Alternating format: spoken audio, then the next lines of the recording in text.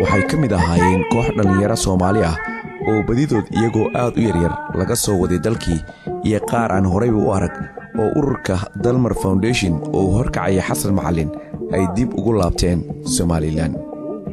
magaalada Amsterdam ee dalka Holland oo socdaalka iyagu ka bilowday ayaa waxaan hawada ku sii jirnay ilaa 8 saacadood ka hor intii aanan ka digin magaalada Addis Ababa ee dalka Ethiopia oo aan saacado ku sii hakanay.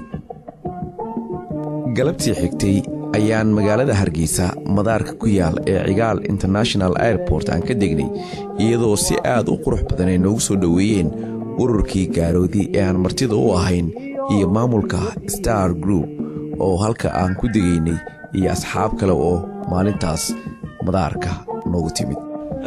أنا كل واحد يعني من هرجيسة بقرن الشهر جيسة مدة صغيرة مثلا كهر أي أنا معنيه كتجي أو أنا معنيه قربها تجي هذا واحد مركي كواد ندي بقول أبطال. أنا جهرت وحي وقدم بيسي سوماليا كوسا قريب 19 كي وحنا هامركا ليجر أنت مركا لشيء مركا أنا كنت وقت قبل كمان أنت إن Somaliland وحن كايستي فكرة إني لو كانوا وحبة أولين إني وحبة كم قيين ندتكو دبعتيسين وحبة يسني كذا كاتشونيا. Bonjour, je m'appelle Fatima Hassan Omar. Je vis dans la ville qui s'appelle Hargeisa. waxaan ka yimid wadanka Holland. waxaan ka yimid Canada.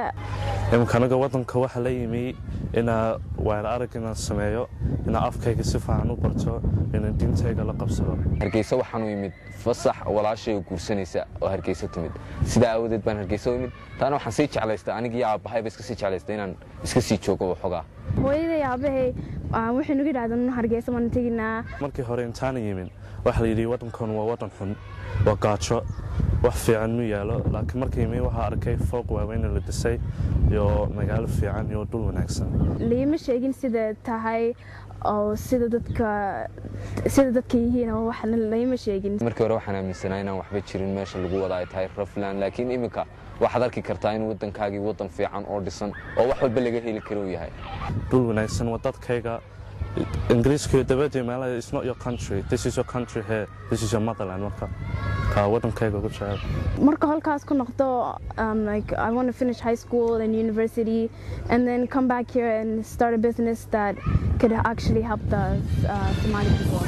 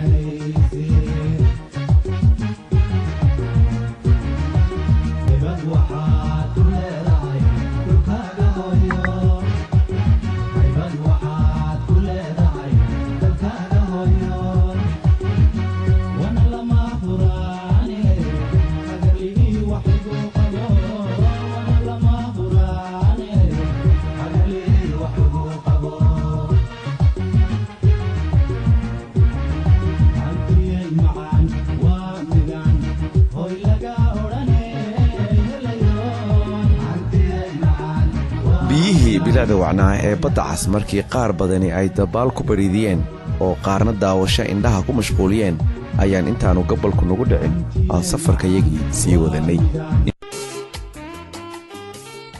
hudus iyo laalays oo aan indhaha la sii raacnay markii aan dhaafnay ayaan waxaan dusha uga baxnay buurta Sheekh oo qof daawaday mooyee qof kale quruxda ay leedahay sida loogu qaabeeyaa ay adag tahay.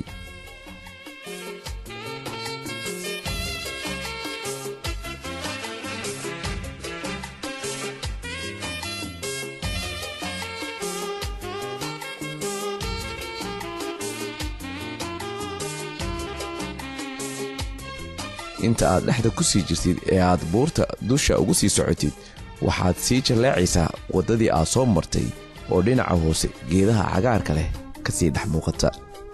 meesha aan iminka taaganahay waa halka ay ka kala barmaan qabowga iyo kuleelka oo jawigii hawadu uu iska bedelo.